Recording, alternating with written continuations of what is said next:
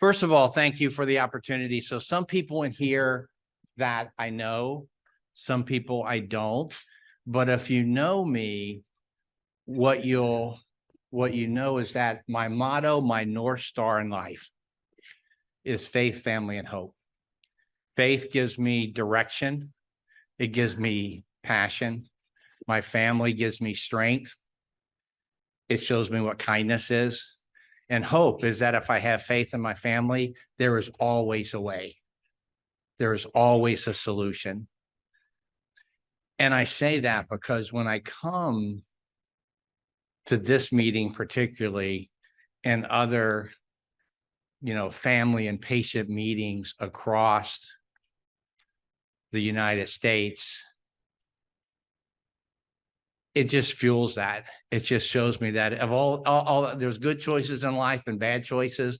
That was one of my good choices. That is the North Star for me. And so I thank you for giving me that and allowing me to be here, Jerry. So thank you so much. And, when I think about, what I get to do every day, I think I'm privileged because I work for an organization that has rare disease at the cornerstone in the forefront for 30 plus years. And when I think about the team that is here today, the Fabrazyme team, what I love about this team is that, they have this mission about first in Fabry, but they never stop. They're always coming up with solutions. They're always asking themselves, is the decisions we're making the right decisions for you?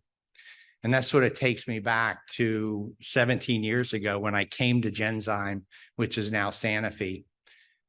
I remember a conversation with a gentleman by the name of Henry Tamir. Fascinating biography if you haven't read it. Henry was a huge advocate to start and really elevate and accelerate research in rare disease. And when I started, he said, he says, you may be doing other things, but I want you to go down and I want you to speak with the rare disease team about how they engage the community, how that they make decisions from the outside in. They listen and then they act. And how they not only focus on treatments and research, but policy and community. And that has stuck with me for 17 years. And I see this passion every day. And so when I was thinking about what am I going to talk about, I said, geez, I was actually on a plane and I'm sitting on a plane. I was in row 27 in the middle seat. It was really pleasant for 3 hours. Enjoyed every minute of it, but it was just an opportunity to relax. And I started thinking, what am I going to talk about? And I could put up slide decks. I could put up beautiful slides.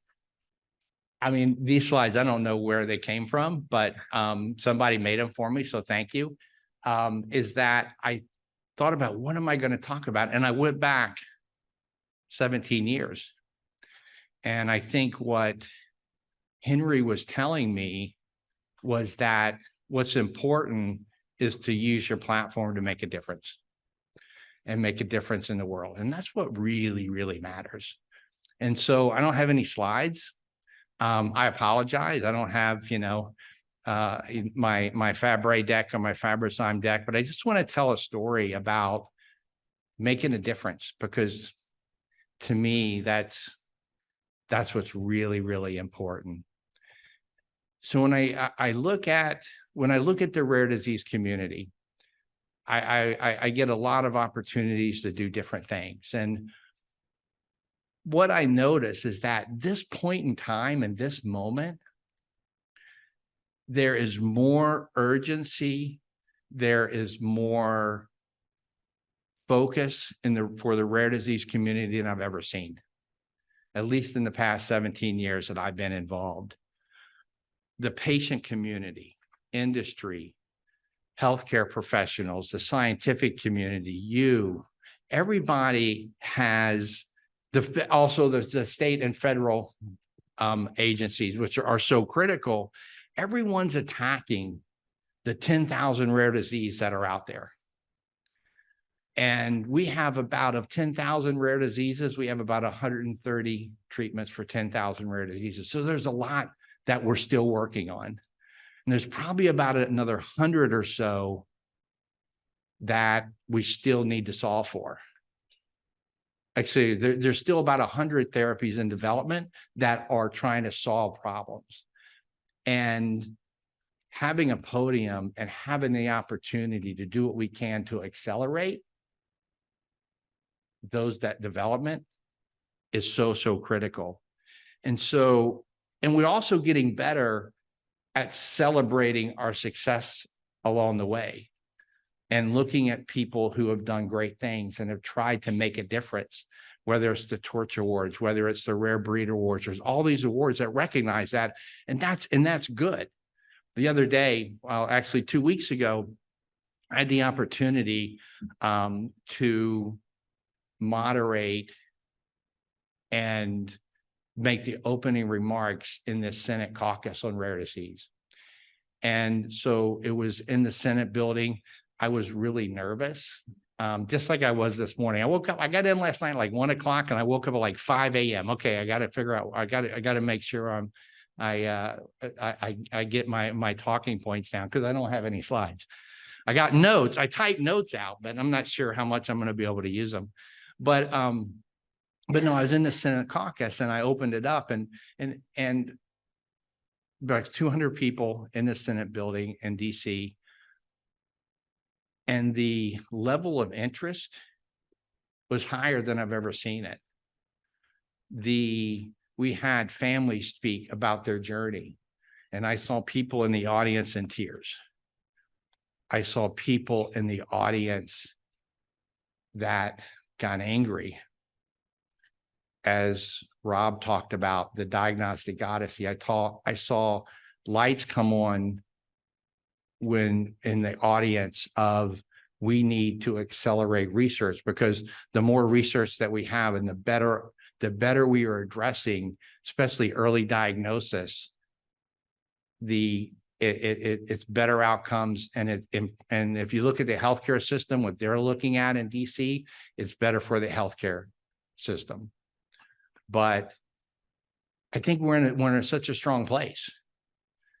And so our voice matters so much. And I think that we can always be better. But I think we have some challenges in the rare disease community, and including the Fabry. I think the challenges to me are three: innovation and partnership. We have to be bolder. We have to be louder. I was shocked about how loud the voice was over a 2-hour period and how it motivated people to act. Be bolder, be louder. And this includes Sanofi. And I'm not taking us out of the equation. We need to be bolder. We need to be louder. We need to put our resources in the right place. And, we need to focus not just on research and new therapies in Fabry and Gaucher and GM2 and diseases that are part of those 10,000 that don't have treatments, but we also need to make sure that we address the community and we pull inside out. Because one thing I love is that I can sit in my desk in Cambridge, and I come up with ideas, and I'm really smart. I'm really, really smart. But then I take them out to the community and people say, yeah, maybe, or you need to do this, or here's how you're going to make it better. But I think that innovation and partnership is so important, which leads to number 2, and that's problem solving together. We have to sit around the table to solve the problems that we have. And I think number 3 is, and maybe I'm speaking for myself, but overcoming that anxiety and fear to be loud. Because sometimes that's hard. Sometimes that's hard. So when I think about innovation and partnerships, my mind goes all over the place, because I think about, we've came such a long way.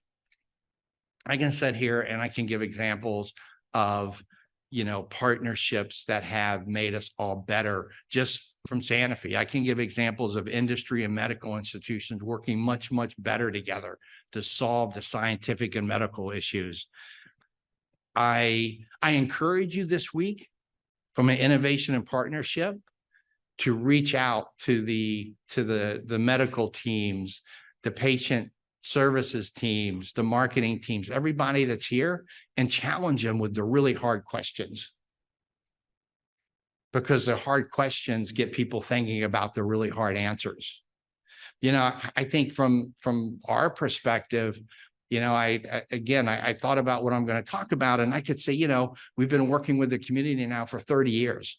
And, we have so many firsts, the first standard of care in Fabry, all this 20-year real world data that we have, first in Gaucher, Pompe, MPS1, ASMD, but what do we need to do next? I could sit down and I could talk about, we listened to the community and we built, I don't know if it's the largest, but one of the biggest registries for rare disease on the planet, both in the US and globally, and getting that data out. I can talk about the humanitarian effort that we listened to the community, and we have 100 countries. We've treated over 3,500 people with rare diseases. And we could talk about newborn screening. One of the first organizations to jump into newborn screening, which is a personal mission of mine. Early diagnosis is so, so important. We could talk about, using data to address one of the issues. And Rob talked about the delayed diagnosis, using data to help the healthcare community diagnose quicker, better, quicker, faster. We could talk about, building a patient services organization, having over 150 people that what they do is address the challenges and help people through access and education. And that and why I bring this up, it didn't come from us. It came from the community raising their hand and saying, you need to do this. And here's some ideas. Our voice has to be heard. We could talk about all the 10 plus rare disease treatments we have at Sanofi, but those treatments are because the community voiced their opinion. So, I don't believe that it's about self-aggrandizement. It's about how do we get better? How do we find that 1% to get better and better and better? So in my opinion, this is where you come in. This is why your voice is so important, because I believe the path forward is a one team, common goals, and single mission approach to where we're having partnerships to where it's outside in and not inside out. Imposing the hard questions, the things that you need that let's start working on the answers. It's about a common voice. And I challenge everybody on my team and anywhere in the rare disease community to use your voice. It's so powerful. You can be bold and you can be loud and communicate your views. And the industry partners and get their numbers this week. If you have an idea walking through the grocery store, pick up the phone and call and say, I have an idea. Or is it taking up a cause? My cause, if outside of my profession, is solving the homeless problem in Boston. Inside my profession is newborn screening and using data to find patients quicker, better, faster, smarter. And then you have that fear and anxiety that I talked about. And man, I have it. I had it this morning. I had it before going into the Senate. I have it all the time. But at the end of the day, the antidote for fear is focus, and the antidote for anxiety is action. And once I focus and I start acting, things go forward. So, I would challenge you just to be bold in your voice, challenge you to put the hard questions on the table. Think bigger than where we're at now. Why can't we have 5-10 new rare disease treatments every 5 years? Why not? How can we do it better, quicker, smarter, faster? So I challenge you to be bold, because the best ideas come from you. The best ideas are when you challenge all of us that think about this every single day with you. So I'm going to close. I see Jerry standing here and he wants me off the stage. So I'm going to close with one thing, because this is starting 2023. 1 minute. Sure. Starting 2023, I made a commitment to myself that whenever I had the platform, I even did this in the Senate. Whenever I have the platform, I'm going to be selfish. And I'm going to bring up one thing that's really, really important to me. And I'm going to use my platform. And so please bear with me. And I feel the most powerful, undervalued behavior on the planet, wherever I go in the world, whatever I do, is intentional and sincere kindness, because kindness moves mountains. And without kindness, respect is unattainable. Without kindness, positivity is unattainable. Without kindness, innovation and collaboration is unattainable. And kindness to me is as simple as reaching out and to someone that you haven't seen. It's a smile, it's a hand on the shoulder. Kindness moves mountains. Kindness is helping someone without them asking. But acts of kindness change the world. I truly believe that. And when I look across here, there is so much kindness in this room. I've talked to people who were just diagnosed, getting advice from people that have been diagnosed with Fabry. I have witnessed kindness, people just randomly talking to me in the back of the room. There's so much kindness here. But with kindness, we can change the world. With kindness, we can take those bold steps and those epic leaps. Kindness, we can do this together. So thank you so much, Jerry. Thank you for giving me an extra minute for my. You're great. For my I just made a commitment. I was ending everything this year in kindness, and I don't think I'll ever stop. Thank you so much. I appreciate the opportunity.